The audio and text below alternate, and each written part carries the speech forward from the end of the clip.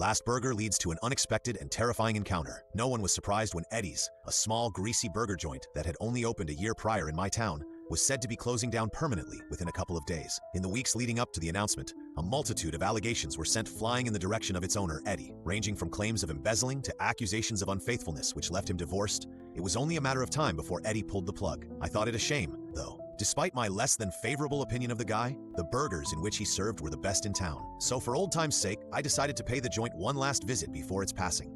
The door chime rang a familiar ding as I entered into the barren burger place. I could hear the hissing of grills from far in the back as I approached the counter. I stood there in uncomfortable silence for a few seconds before I heard a familiar, hoarse voice call to me from out of view. "Who's there?" Eddie croaked out in a low-pitched tone, his voice sounding strained and choked as if he had just been sobbing. A customer? Sorry, is it not open today?" I asked, fully prepared to turn myself around and walk back out before Eddie shuffled into view.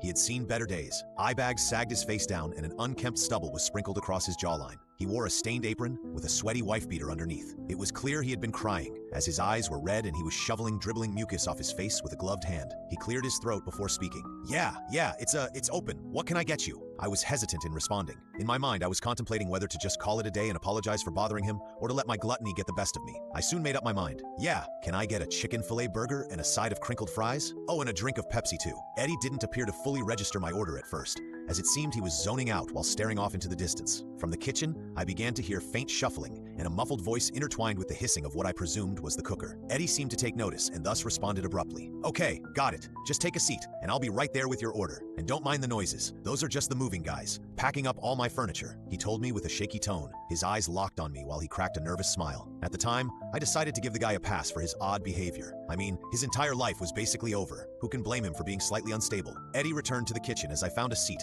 and began to scroll mindlessly on my phone for the next 5 minutes. Throughout those 5 minutes, I could hear Eddie in the back whispering and slamming objects. I assumed he was assisting the moving guys and tuned it out. That's when my nose picked up on a smell, rotten and sulfurous. It attacked my nostrils and made my eyes water from how bad it smelt. I thought it was the scent of rotten meat or out-of-date vegetables that had drifted its way from the back. But I soon found that the smell was doing more than just revolting me. It was making my head dizzy and my vision steadily blurry. At that point, I just couldn't champion through it any longer, as whatever was in the air was choking my lungs and making my throat begin to burn. I pushed my chair back with a screech and began stumbling my way to the door when I heard Eddie begin shouting. "Here it fucking comes, bitch! This is all your fault!" he wailed, his voice undeniably distraught and haggard. I was far too desperate for air to acknowledge his words in that moment, as I sprung the door open and exited onto the sidewalk into the cold December air. It didn't remain cold, however, as a wave of heat from behind blasted me off my feet and into the street. My head collided with the icy tarmac as everything suddenly went black.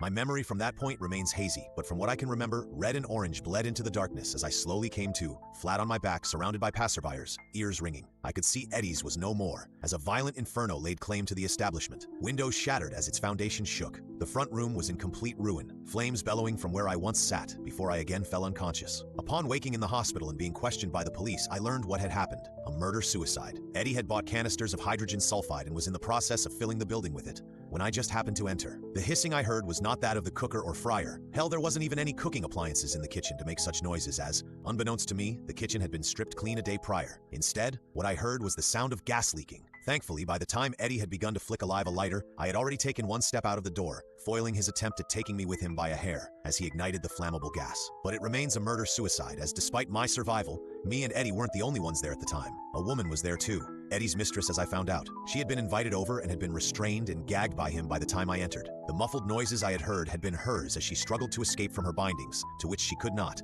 and thus she perished alongside Eddie. It's been a year since then, and as funny as it may sound, I do now hold a slight irrational fear of fast food restaurants. I mean, I was only a second away from being immolated, and I didn't even know it. So now, whenever I'm in a McDonald's or any fast food joint at that, I always make sure that the hissing I hear from the kitchen are just that of the grills and fryers, and not that of the final act of a man on the end of his line.